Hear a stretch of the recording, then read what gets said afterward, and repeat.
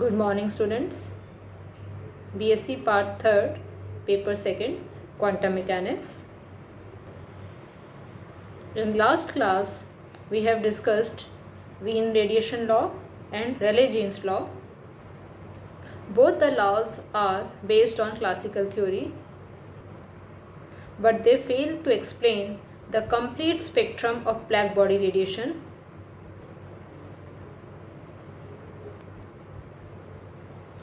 रेले-जीन्स law और Wien radiation law के दोषपूर्ण होने के कारण इनको पूरी तरंग दैर्ध्य की रेंज के लिए यूज़ करना पॉसिबल नहीं था।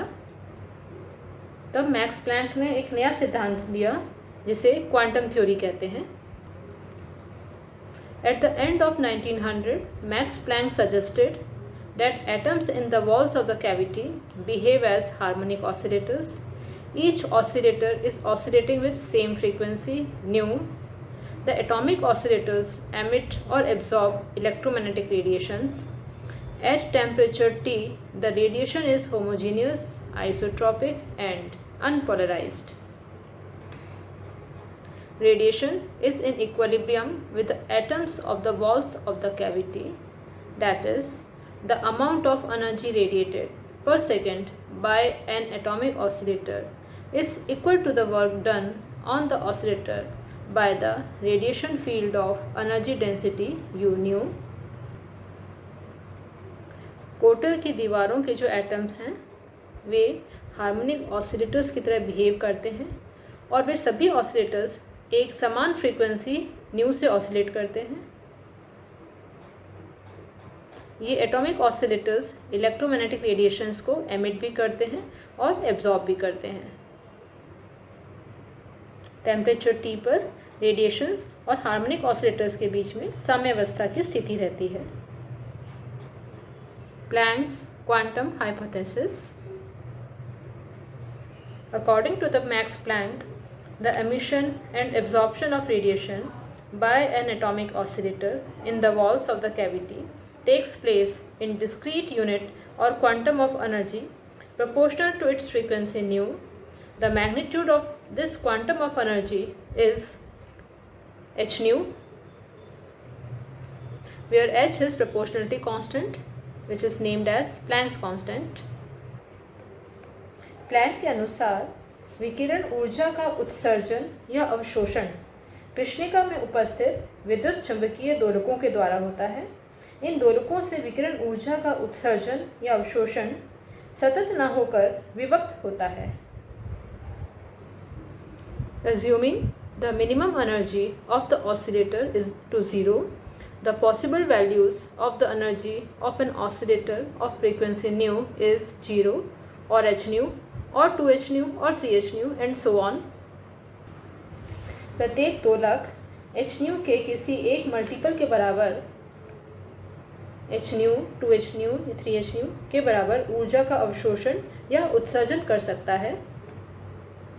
न्यूनतम मान जिसका विनिमय हो सकता है उसे क्वांटम कहते हैं। यही क्वांटम थ्योरी कहलाती है। इन जनरल हम लिख सकते हैं En is equal to N H nu, जहाँ पर n एक पॉजिटिव इंटीजर है। Average energy of Planck's oscillator. According to the Maxwell Boltzmann distribution for a large number of oscillators in equilibrium at temperature T, the number of oscillators Nn with energy En is proportional to the Boltzmann factor exponential minus En upon kT, where k is Boltzmann constant.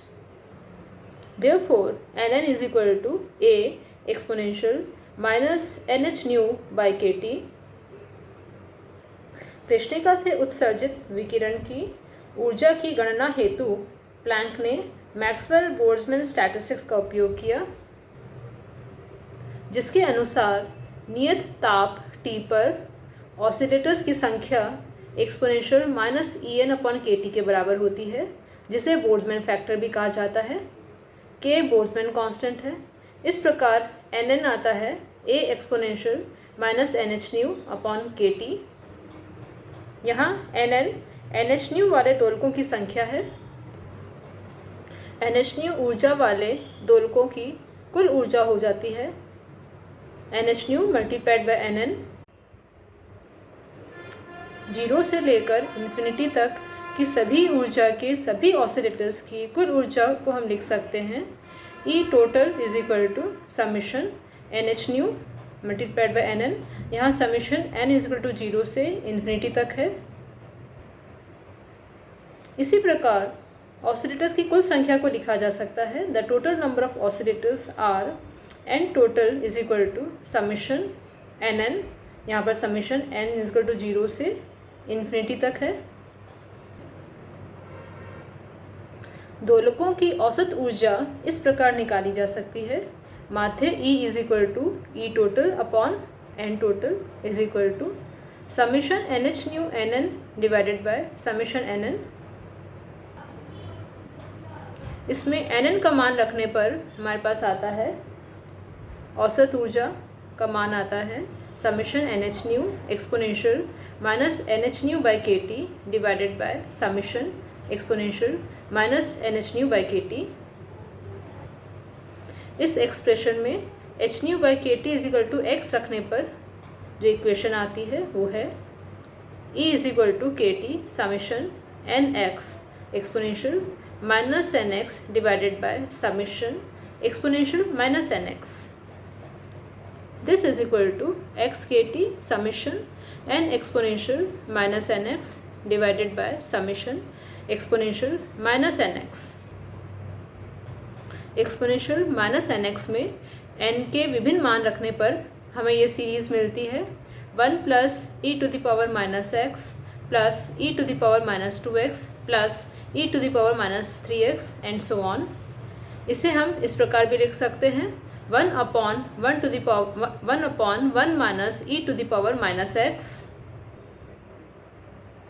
इसी प्रकार summation n exponential minus nx को हम इस प्रकार लिख सकते हैं minus d by d x of summation exponential minus nx। Exponential minus nx is equal to 1 upon 1 minus E to the power minus x आया था जैसा कि हमने इक्वेशन 8 में देखा है। उस मान को यहाँ पर सब्स्टिट्यूट करने पर हमारे पास आता है minus d by d x 1 minus E to the power minus x to the power minus 1।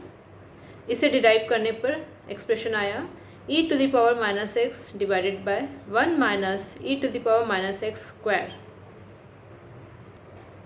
Equation 8 और 9 में से summation n exponential minus nx और समीशन एक्सपोनेंशियल माइनस nx का मान इक्वेशन 7 में रखने पर औसत ऊर्जा का मान ये प्राप्त होता है E is equal to X K T E to the power minus x divided by 1 minus E minus x square multiplied by 1 minus E to the power minus x.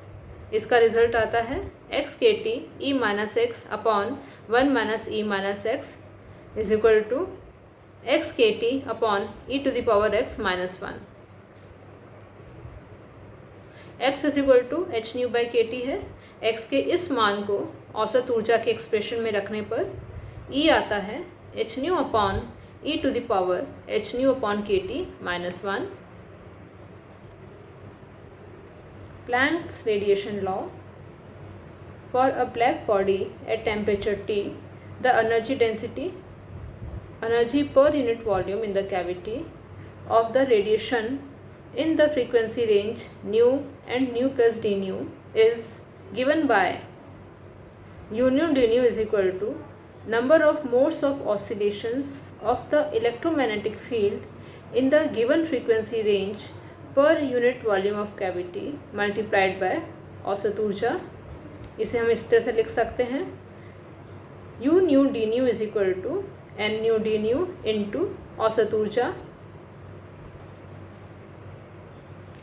N nu D nu is equal to 8 pi nu square d nu by c cube होता है और औसत ऊर्जा ई का मान होता है h nu divided by e to the power H nu by के टी माइनस 1। इन दोनों मानों को यू न्यू डी न्यू के एक्सप्रेशन में रखने पर हमें जो एक्सप्रेशन मिलता है वो ये है U nu D nu is equal to 8 pi H nu cube divided by C cube multiplied by 1 upon E to the power H nu by के T minus 1 multiplied by D nu. इस expression में nu is equal to C by lambda और D nu is equal to minus C by lambda square D lambda रखने पर हमें you lambda D lambda का मान प्राप्त होता है, जो इस प्रकार है 8 pi H C divided by lambda 5 1 upon E to the power H C by lambda K T minus 1 multiplied by D lambda. ये दोनों ही नियम प्लैंक्स रेडिएशन लॉ कहलाते हैं। यह नियम कृष्णिका से उत्सर्जित सभी तरंगदैर्ध्य वाले विकिरणों के लिए सही परिणाम देता है, अर्थात प्लैंक की क्वांटम परिकल्पना क्वांटम थ्योरी कृष्णिका विकिरण वितरण की व्याख्या करने में पूरी तरह से सफल रहती है। Thank you and have a nice day.